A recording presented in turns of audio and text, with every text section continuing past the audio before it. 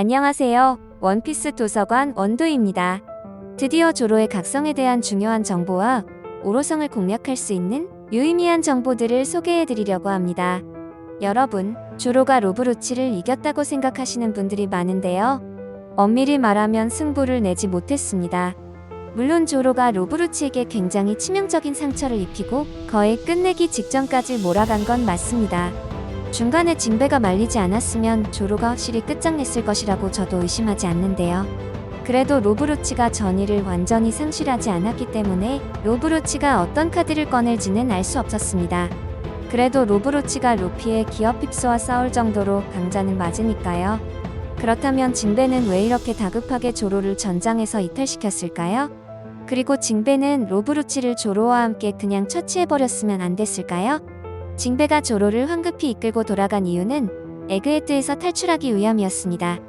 하지만 징배와 밀짚모자 일행들이 발견될 확률이 현재는 매우 높아졌고 도기와 브로기 그리고 거병의 적단이 생각보다 힘을 발휘하지 못해서 그들 역시 오로성들이 공격을 시작하면 속수무책으로 당할 확률이 높습니다.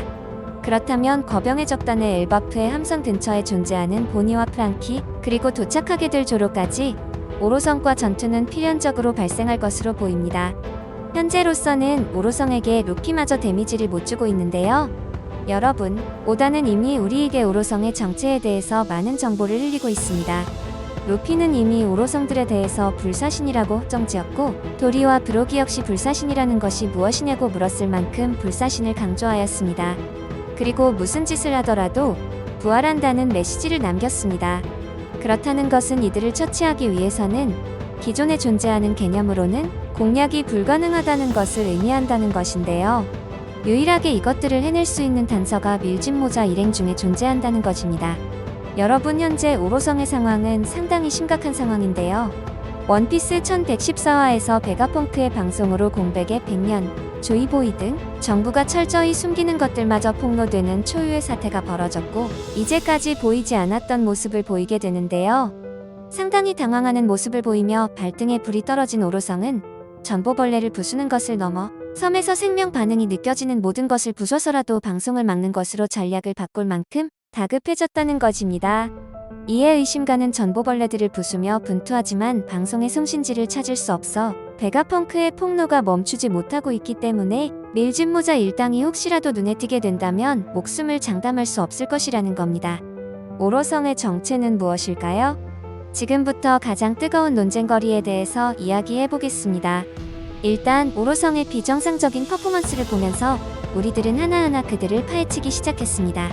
그 결과 오로성이 기존에 우리가 알던 천룡인들과 아예 다른 종족일 것이라는 이야기에 다다르게 되었습니다.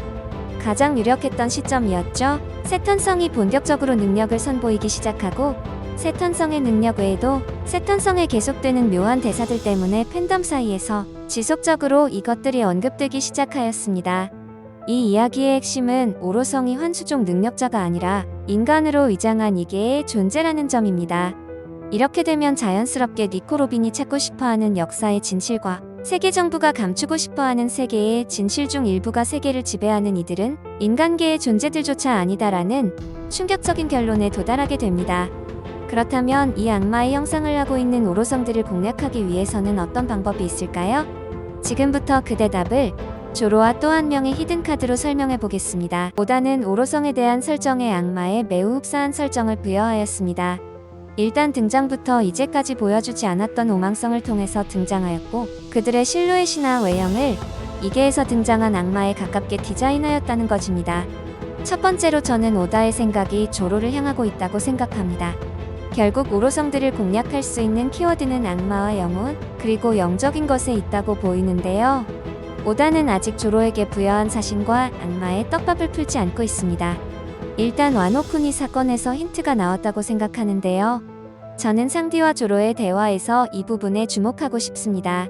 조로는 상디에게 너를 죽이기 위해서 지옥에서 돌아왔다는 이야기를 하였습니다.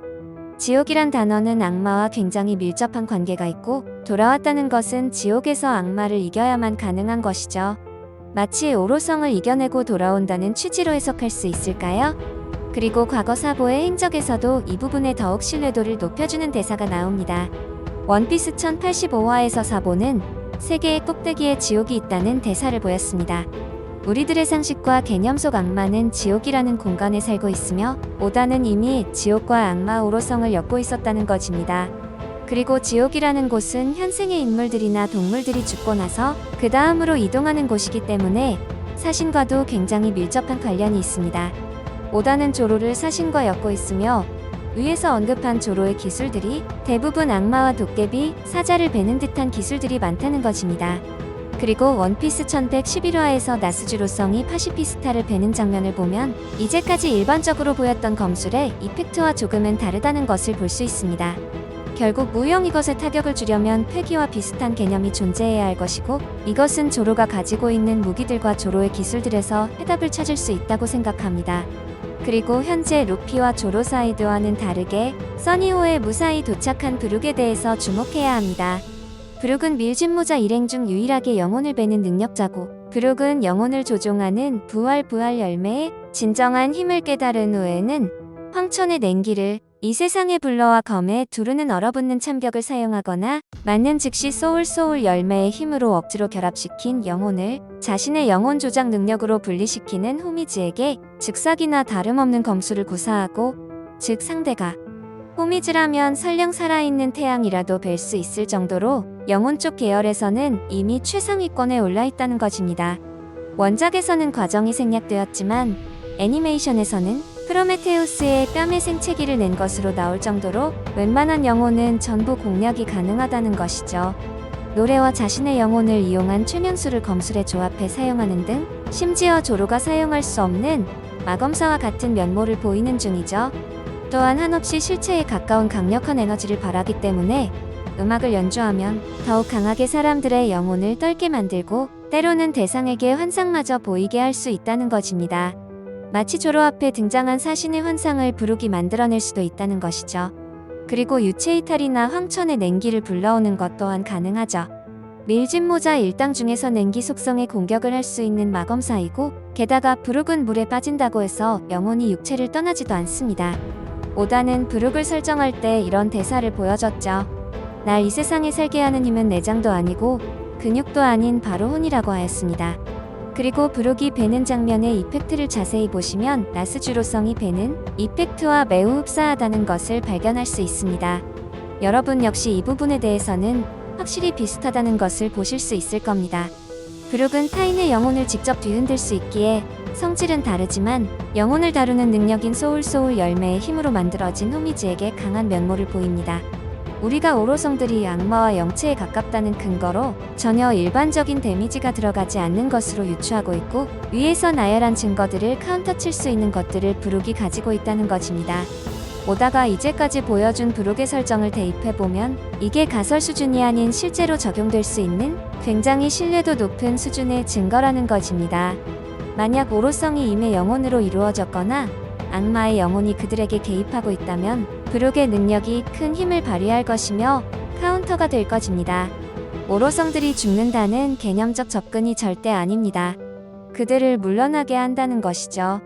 이미 에그헤드에서 더 이상 중요한 스토리적 진행이 의미가 없는 상황이고 이미 오다는 에그헤드에서 베가펑크와 처리거인까지 떡밥을 풀었기 때문에 이제 엘바프나 다른 섬으로 가야 하는 진행이 더 스토리적 진행의 개연성에서 자연스럽다는 것이죠. 20년 만에 첫 등장한 오로성의 역할은 이 정도면 충분하다는 것입니다. 게다가 브룩 역시 파워업의 명분과 기회가 드디어 생겼다고 봐야 합니다.